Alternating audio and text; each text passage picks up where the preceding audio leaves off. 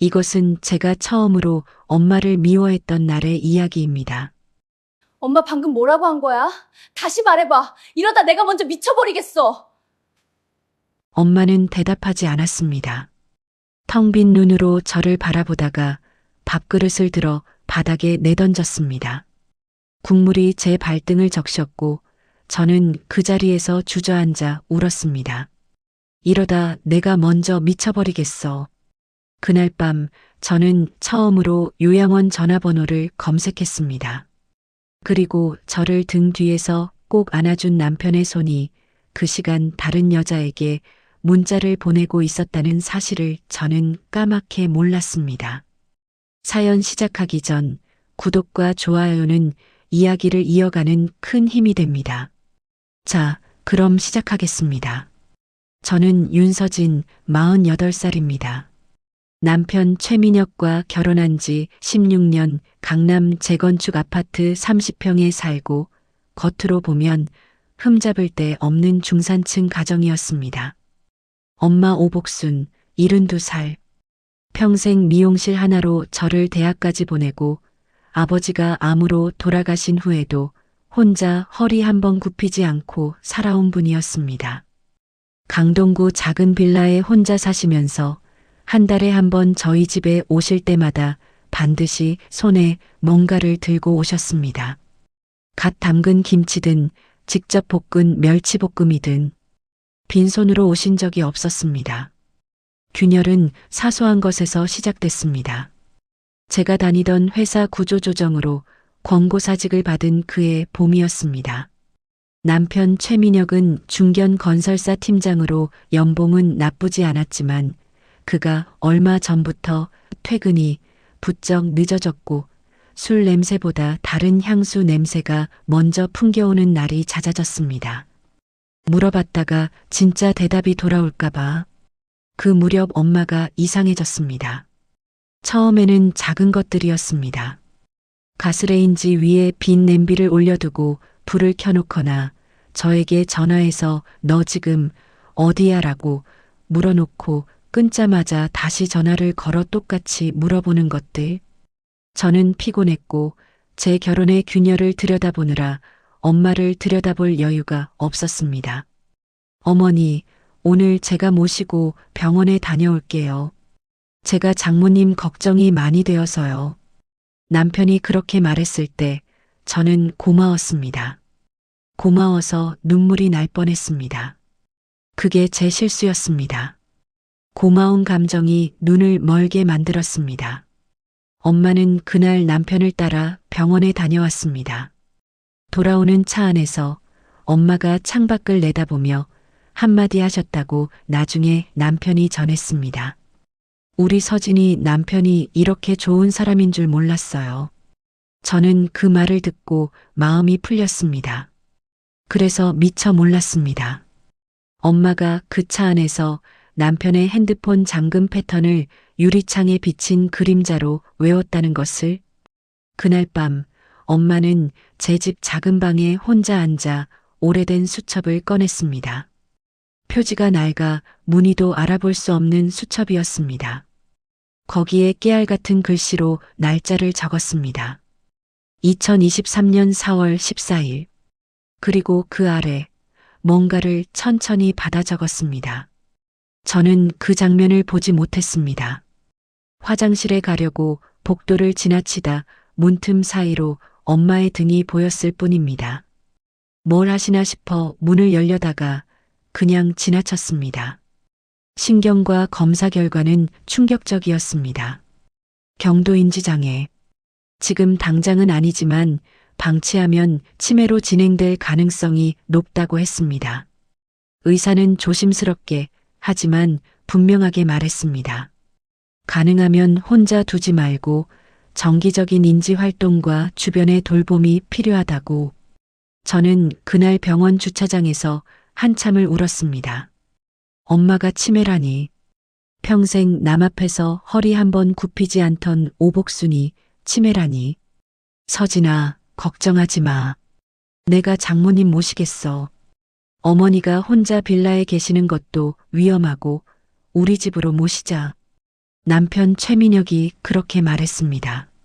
목소리에 진심이 가득 담겨 있었습니다. 저는 그 진심을 의심하지 않았습니다. 의심할 이유가 없다고 생각했습니다. 엄마가 우리 집으로 들어온 건 그로부터 사흘 후였습니다. 강동구 빌라는 일단 잠가두기로 했습니다. 엄마의 짐은 많지 않았습니다. 이불 한 채, 옷가지 몇 벌, 그리고 아버지 기일마다 꺼내는 영정사진 하나, 그리고 낡은 수첩. 엄마는 수첩을 제 손에 들려주려다가 잠깐 멈추더니 다시 본인 가방에 넣었습니다. 저는 그것도 못 봤습니다. 짐을 나르느라 바빴으니까. 그날부터 엄마의 증세는 조금씩 심해졌습니다. 아침에 일어나 제 이름을 부르지 않고 아버지 이름을 부르거나 밥을 다 드시고 나서 밥 언제 주냐고 다시 물어보거나 가끔은 저를 보고 어머니, 어머니라고 부르시기도 했습니다. 저는 매일 밤 울었습니다. 그 울음 사이로 남편은 점점 더 좋은 사위가 되어갔습니다. 어머니, 오늘 산책 한번 하실까요? 제가 모시고 공원 다녀올게요. 어머니, 약은 드셨어요? 제가 오늘 아침부터 꼭 챙겨드리려고요.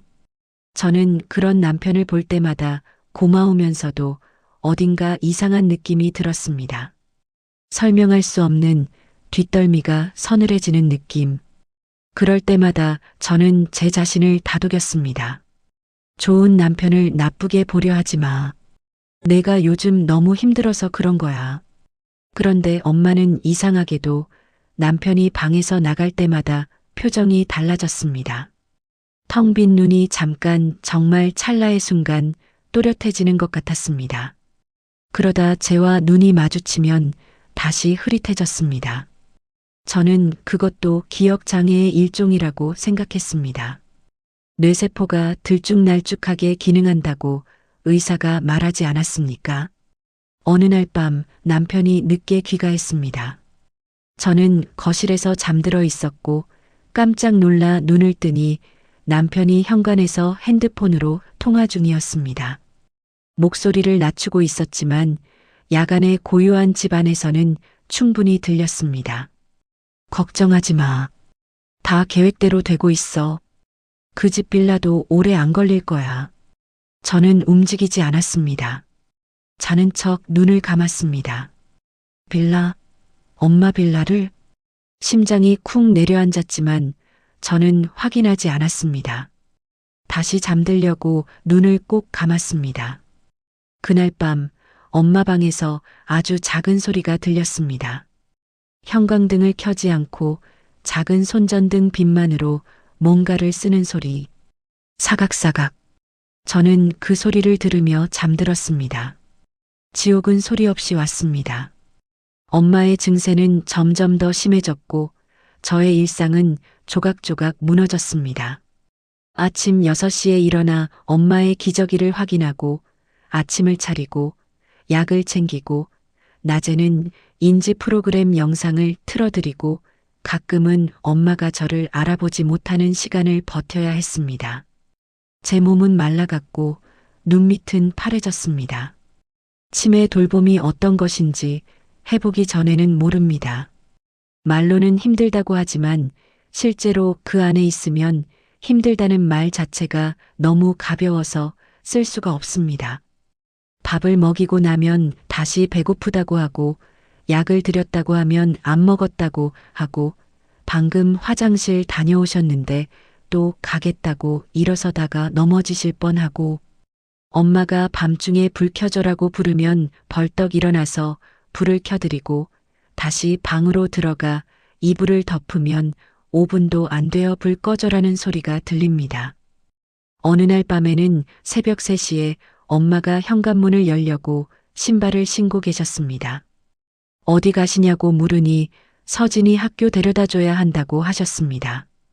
저는 그 말에 48살 딸을 초등학생으로 기억하는 엄마의 얼굴을 보면서 울어야 할지 웃어야 할지 몰라서 그냥 엄마 손을 잡고 방으로 모셨습니다.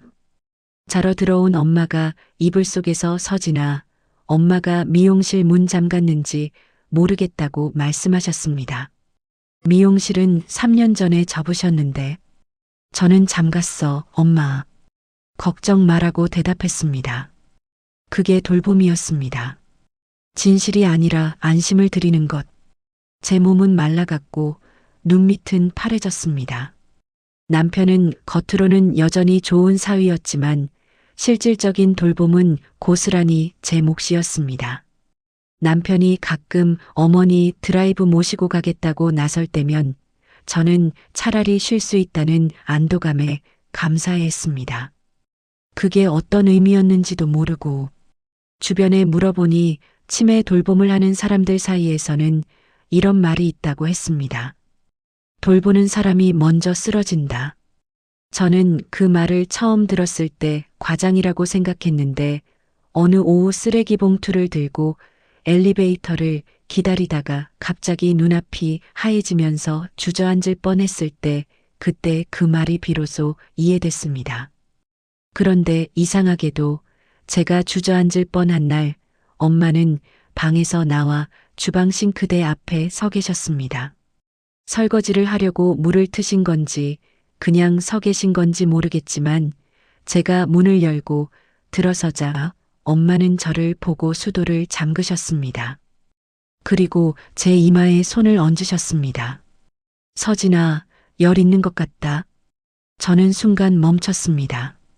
치매 증세가 있는 분이 이런 행동을 할 수 있을까 생각하다가 제가 너무 바라는 것일 수도 있다고 생각하고 넘어갔습니다. 그냥 그러려니 했습니다. 또, 서진아, 나 요즘 장모님 보면서 많이 생각해. 이 상태로 더 가면 결국 전문 요양시설을 알아봐야 할 것 같은데. 어머니 재산 정리도 미리 해두는 게 맞지 않겠어? 어느 저녁 남편이 밥상을 마주하고 그렇게 말했습니다. 목소리는 조심스럽고 걱정이 담긴 것처럼 들렸습니다. 재산 정리라니 무슨 말이야? 아니, 어머니가 점점 판단력이 흐려지시잖아. 나중에 누가 어머니 도장 빼앗아서 나쁜 짓 할 수도 있고 미리 법적으로 정리해두는 게 어머니 보호하는 거 아니겠어?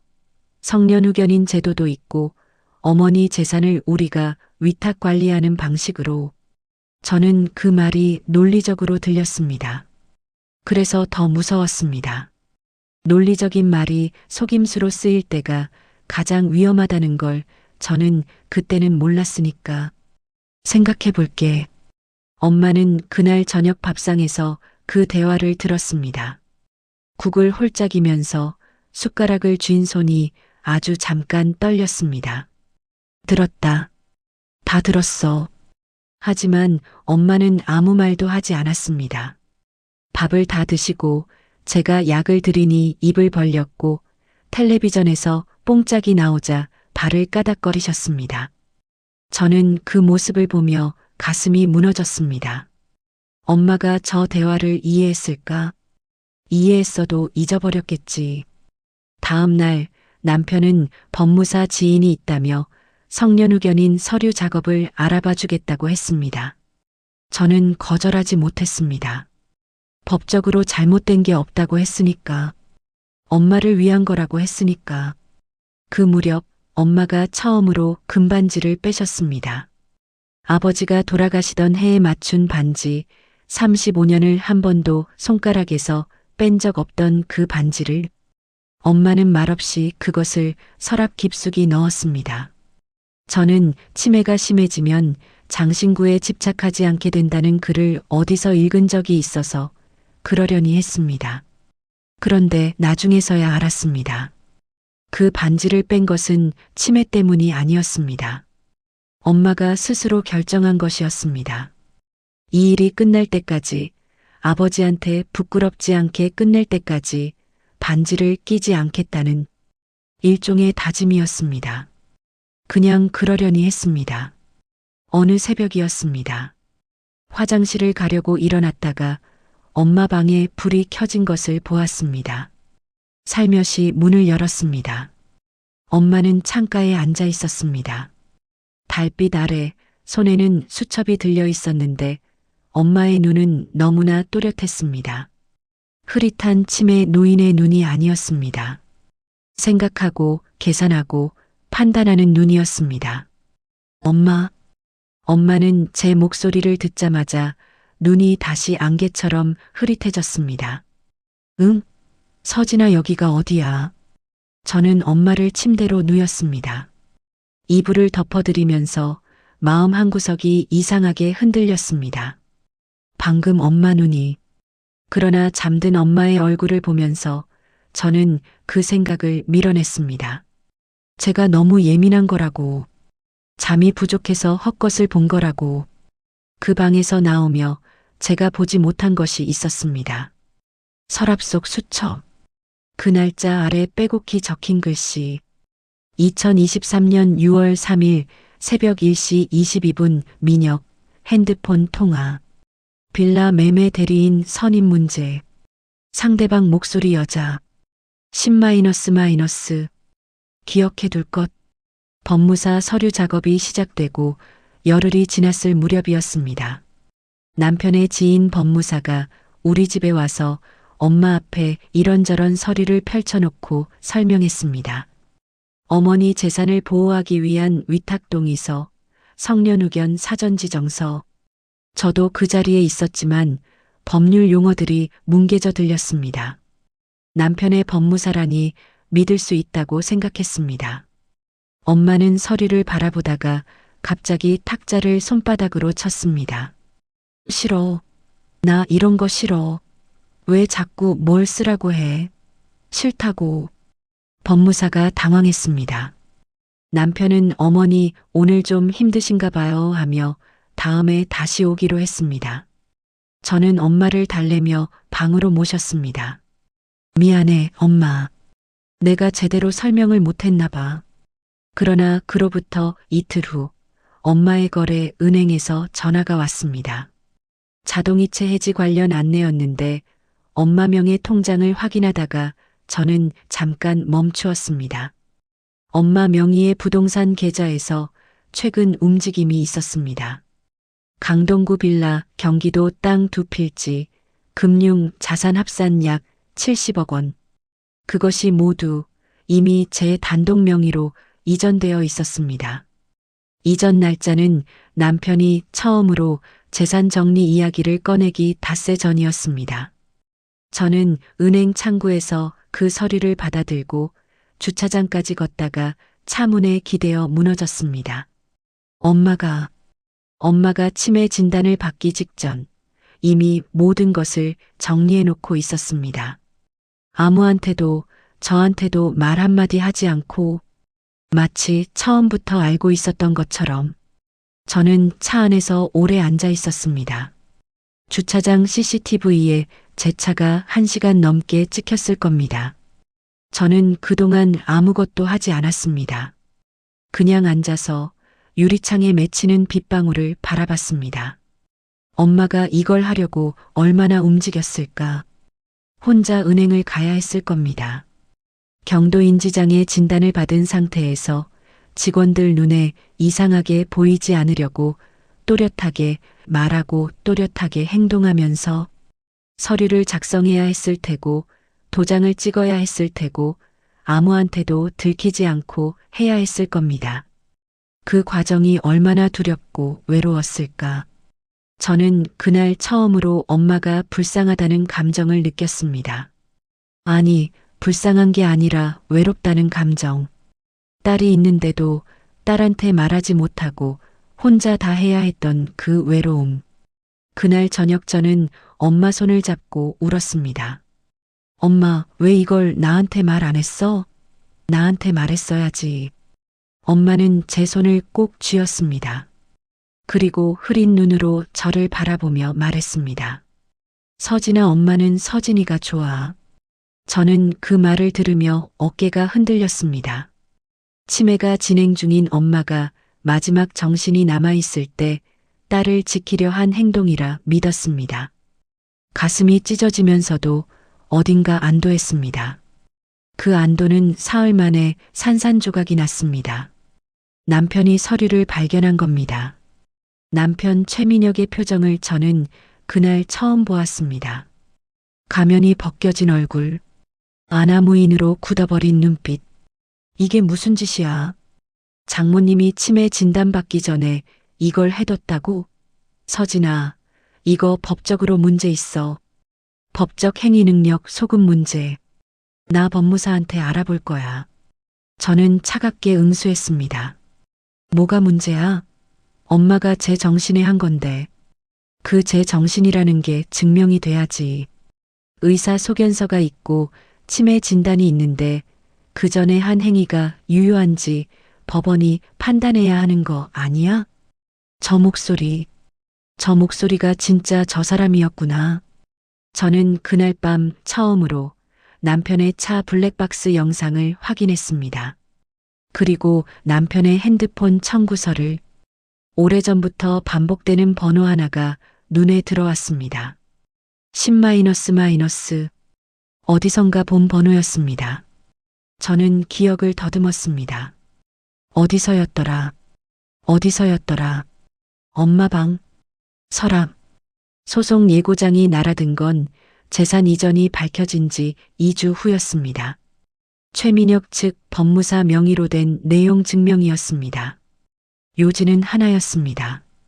오복순의 법적 행위 능력이 불분명한 시기에 이루어진 재산 이전은 무효이며 원상복구를 요구한다는 것. 저는 변호사를 선임했습니다. 친정 엄마가 재산을 지켜준 덕분에 돈이 있었으니까. 그리고 같은 날 저는 남편의 내연녀가 누구인지 알게 됐습니다. 회사 동료였습니다.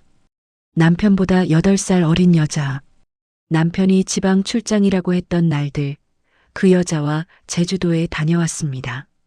카드 명세서가 말해줬습니다. 저는 이혼을 결심했습니다. 그런데 변호사가 저를 붙잡았습니다. 이혼 소송을 먼저 제기하면 상대방이 재산분할 청구를 공격적으로 걸어올 겁니다.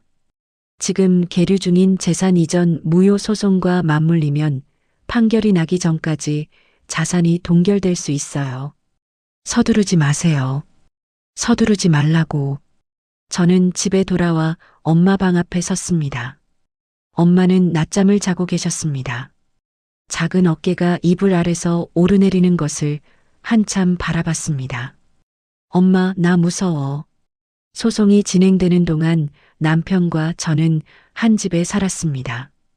말을 섞지 않았고 밥을 같이 먹지 않았고 각자의 방에서 각자의 싸움을 준비했습니다.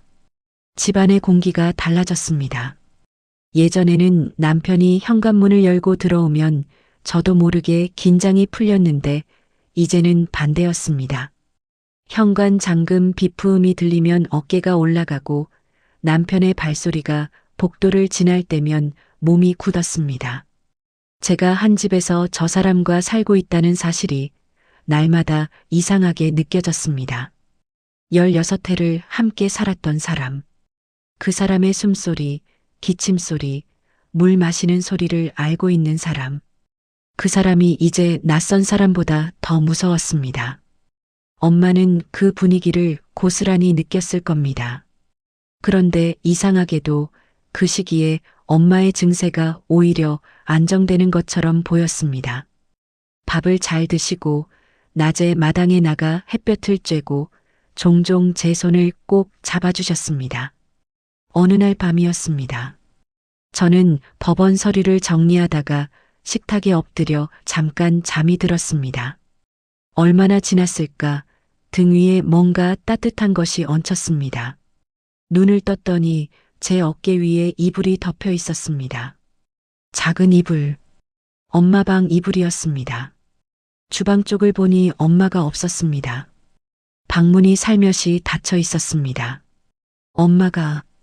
저는 그 이불 아래서 또 울었습니다. 어느 오후 남편이 외출한 사이 저는 엄마와 둘이 식탁에 앉아 있었습니다. 엄마가 탁자 위에 귤을 까시다가 불쑥 말씀하셨습니다. 서진아. 응, 엄마.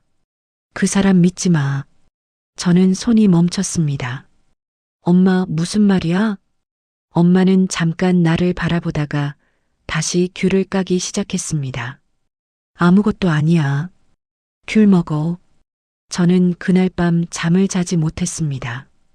엄마가 한 말이 머릿속에서 맴돌았습니다. 치매 환자의 두서없는 말인지 아니면 진짜인지. 진짜라면? 저는 처음으로 엄마 방 서랍을 열어봤습니다. 서랍 맨 안쪽에 있었습니다. 낡고 바랜 수첩. 표지를 보니 아버지 기일 사진 아래 끼워두던 수첩이었습니다. 아버지가 돌아가시던 해 제가 초등학교 5학년 때 엄마가 장례식장에서 가지고 다니던 수첩. 저는 첫 장을 펼쳤습니다. 거기서부터 저의 세계가 무너지기 시작했습니다. 수첩 안에는 치매 환자의 글씨가 아니었습니다. 또렷하고 일관되고 날짜별로 정확하게 정리된 기록이었습니다. 2023년 4월 14일. 오늘 민혁 차 타고 병원 다녀옴. 신경과 검사 결과 경도인지장애. 의사 말로는 아직 일상생활 충분히 가능한 수준. 민혁이 의사한테 따로 물어봄. 법적 행위 능력은 언제부터 소급 적용 가능하냐고. 의사가 진단 시점 전 6개월 말함. 민혁 표정 봄. 뭔가 계산하는 표정. 2023년 4월 21일. 민혁 핸드폰 잠금 패턴 확인. 7자 패턴. 민혁이 서진이와 싸우는 소리 들음. 서진이가 이상하다고 하자 민혁이 큰 소리로 당신이 예민한 거야 함. 서진이 입 다문. 나는 모른 척. 2023년 5월 8일. 새벽 1시. 민혁 거실 통화. 목소리 낮추었으나 들림. 여자 목소리. 이번 달 안에 정리하자고 함. 무엇을 정리한다는 건지 맥락상 재산 관련. 수첩의 기록. 저는 손이 떨렸습니다. 계속 읽었습니다. 2023년 5월 15일. 민혁 지인 법무사 방문. 나 앞에서 서류 설명. 위탁 관리라는 말 반복. 실제로는 내 재산을 민혁 명의로 이전하는 내용 포함. 나는 모른 척 서명란 거부함. 나중에 증세 심해서 못 알아들었다고 기억되도록. 2023년 6월 3일. 민혁이 내연녀와 통화. 상대 번호 10-. 내용 서진이 이혼 요구하면 재산분할 소송 걸어 알짜는 다 가져오고 서진이 빈털터리 만들 수 있다고. 웃으면서 말함. 나는 방에서 이불 덮고 들음. 2023년 6월 10일. 오늘 은행 다녀옴. 서진이 모르게. 담당 직원 통해 법적으로 가능한 사전증여 및 단독명의 이전 방법 확인. 비용 및 세금 포함 전부 처리 가능. 진행하기로 함. 서진이가 알면 막을 것. 서진이는 착해서 공평해야 한다고 할 것. 공평할 때가 아님. 2023년 7월 2일. 재산 이전 완료. 서진이 단독 명의. 앞으로 내가 어떤 상태가 되어도 민혁이 건드릴 수 없음. 이제 치매 연기 계속할 필요는 없지만 끝까지 가야 한다. 민혁이 방심해야 더 많이 드러남. 저는 수첩을 손에 쥔 채 그 자리에 주저앉았습니다. 엄마는 처음부터 알고 있었습니다. 치매가 아니었습니다. 아니, 경도인지장애는 맞았지만 일상생활을 할 수 없는 수준이 절대 아니었습니다. 엄마는 그것을 정확하게 이용했습니다. 저를 위해서.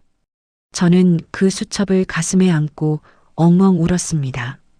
소리도 못 내고 어깨만 들썩이며. 엄마가 이 모든 걸 혼자서, 나 때문에, 나를 지키기 위해서. 그 소리를 들었는지 엄마 방 문이 열렸습니다. 엄마가 서 계셨습니다. 흐릿한 눈이 아니라 가슴이 먹먹해질 만큼 또렷한 눈으로. 다 읽었어? 저는 고개를 들었습니다. 제 엄마가 멀쩡히 서 계셨습니다. 엄마, 울지 마. 일 있어. 엄마는 식탁에 앉았습니다. 저도 맞은편에 앉았습니다. 두 손을 탁자 위에 얹고 엄마는 천천히 입을 열었습니다. 서진아, 나 경도인지장애 맞아. 의사가 한 말 틀리지 않아. 근데 의사도 말했잖아. 일상생활 충분히 가능한 수준이라고. 나는 그 말을 믿었어. 그래서 움직인 거야. 왜 나한테 말 안 했어? 내가 알면 못해. 너는 엄마 그러면 안 돼. 불법이면 어떡해. 민혁이 오해하면 어떻게 하면서 막았을 거야. 내가 그런 애잖아. 저는 입술을 깨물었습니다. 맞았습니다. 저는 그런 사람이었습니다. 엄마는 언제부터 알았어? 민혁 씨가 병원 가는 차 안에서 처음 만난 날, 저는 숨이 멎었습니다. 그 사람이 병원에서 의사한테 따로 물어보는 거 내가 봤어. 법적 행위 능력 소급 적용이 뭔지를. 치매 노인 돌보러 온 사람이 그런 걸 왜 물어보겠어. 나 바보야?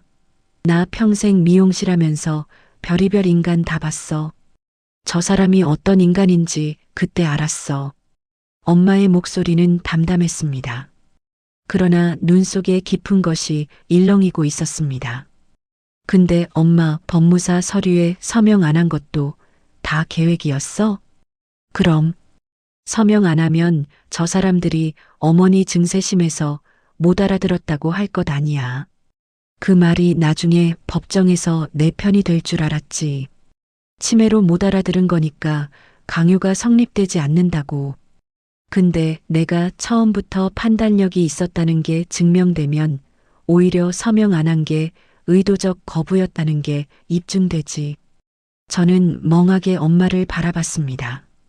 이분이 엄마 그거 알아? 변호사 수준이야 지금. 엄마가 픽 웃었습니다. 나 평생 사람 보는 눈 하나로 살았어. 손님이 머리하면서 뭔 말하는지 듣고 저 사람 어떤 사람인지 파악하고. 그게 내 밥벌이였어. 그런데 엄마가 그 다음 말을 하는 순간 저는 얼어붙었습니다. 서진아, 수첩 맨 뒤에 끼워 놓은 거 봤어? 저는 수첩을 다시 펼쳤습니다. 맨 뒷장 안쪽에 종이 한 장이 끼워져 있었습니다. 민혁의 필체로 적힌 메모지였습니다. 날짜가 적혀 있었고 그 아래에는 보험 증권 번호와 숫자들이 나열되어 있었습니다. 그거 민혁이 내 방 들어온 날 떨어뜨린 거야. 그 사람은 모르고 갔어. 나는 주워서 뒀어. 저는 눈을 좁히며 읽었습니다. 어르신 실버보험, 수익자 최민혁, 가입자 오복순, 보험금 3억. 그리고 그 아래 민혁의 손글씨.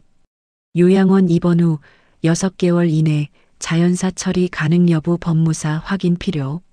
저는 수첩을 떨어뜨렸습니다. 엄마는 고개를 끄덕였습니다.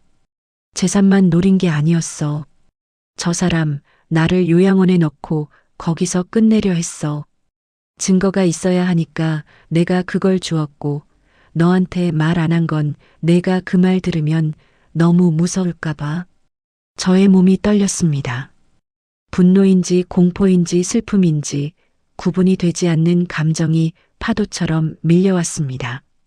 엄마는 이 모든 것을 나 혼자 감당하지 않아도 되도록 혼자 다 짊어졌구나. 엄마, 나한테 왜 혼자다. 내가 엄마잖아. 그 한마디에 저는 무너졌습니다. 다음 날 아침 저는 변호사에게 전화했습니다. 수첩 전체 내용, 엄마가 수거한 민혁의 메모지, 엄마가 몰래 녹음해 두었던 민혁의 새벽 통화 파일, 엄마는 오래된 작은 녹음기를 수첩 옆에 늘 두고 있었습니다. 거실 협탁 서랍 속에서 충전되고 있던 그것을 저는 진작에 봤지만 그냥 지나쳤습니다. 그 낡은 녹음기가. 변호사는 파일들을 받아보고 한동안 침묵했습니다. 이 정도면 사기, 횡령 미수, 그리고 보험 관련 부분은 살인 예비 조항 적용 가능성까지 검토해야 할 것 같습니다. 변호사가 그렇게 말하는 동안 저는 그 말의 무게를 온몸으로 받았습니다. 살인 예비. 제 남편이 제 엄마를. 저는 회의실에서 나와 복도 구석에 서서 한참을 멍하니 있었습니다. 울지도 않았습니다. 눈물이 나오지 않을 때가 있습니다. 너무 충격이 크면 그냥 아무것도 느껴지지 않고 귀에서 웅웅하는 소리만 나는 그 상태. 저는 그 복도에서 엄마에게 전화를 걸었습니다. 전화기 너머로 엄마가 받았습니다. 응, 서진아. 엄마 나야. 알아. 목소리 들으면 알지. 저는 아무 말도 하지 못했습니다. 엄마도 기다렸습니다. 긴 침묵. 다 됐어? 응. 거의. 그래. 잘 됐다. 밥은 먹었어? 저는 그 말에 피식 웃음이 났습니다. 이 상황에서 그래도 딸한테 밥 먹었냐고 묻는 엄마. 응. 먹었어, 엄마. 거짓말. 너 목소리 들으면 안 먹은 거 알아. 저는 결국 웃음과 눈물이 같이 나왔습니다. 이틀 후 최민혁은 경찰서에서 조사를 받았습니다. 내연녀도 함께였습니다. 두 사람은 법무사를 통해 엄마 명의 보험 가입 단계에서 이미 공모 관계에 있었고 민혁의 핸드폰에는 삭제하지 못한 메시지들이 고스란히 남아 있었습니다. 소송은 취하됐습니다. 재산 이전 무효 소송은 민혁 측에서 먼저 손을 뗐습니다.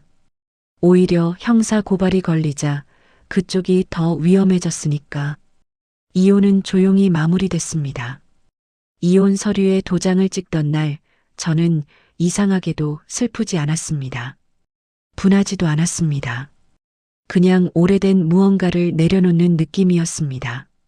16년 동안 짊어져 온 저도 모르는 사이 어깨에 쌓인 것들을 법원 주차장에서 차에 앉아 있는데 전화가 왔습니다.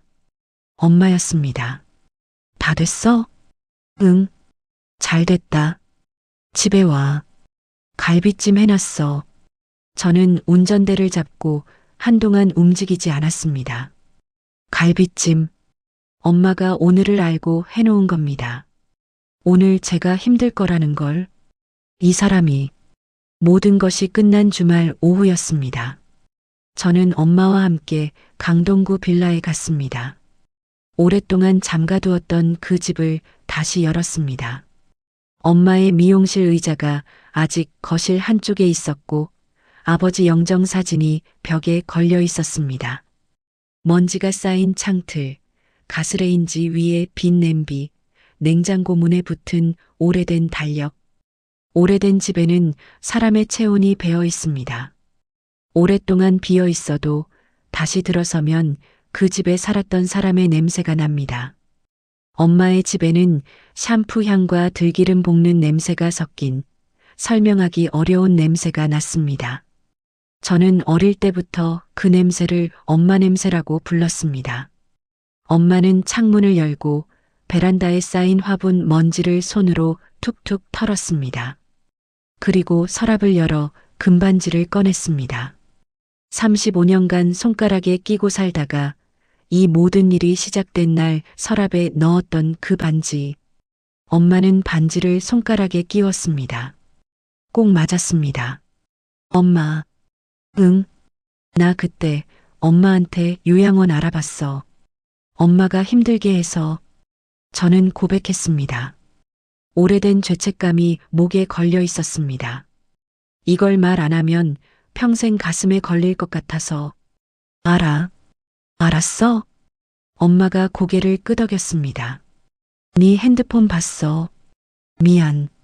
저는 웃음이 나왔습니다. 치매를 연기하면서 딸 핸드폰을 몰래 보다니. 안 미워? 안 미워. 나도 그랬을 거야.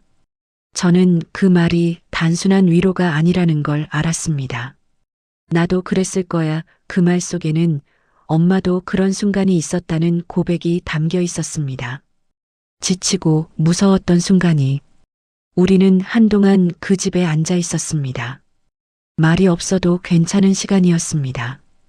오후 햇볕이 창을 통해 들어와 엄마의 반지 위에서 반짝였습니다. 엄마, 이제 어떻게 할 거야? 뭘? 여기서 살 거야? 아니면 나랑 같이 혼자 살 거야? 엄마가 잘라 말했습니다. 단호하게. 내 집에서 내가 살아야지. 서진이 집에 들어가면 또 민폐잖아. 무슨 민폐야, 엄마가. 아니야.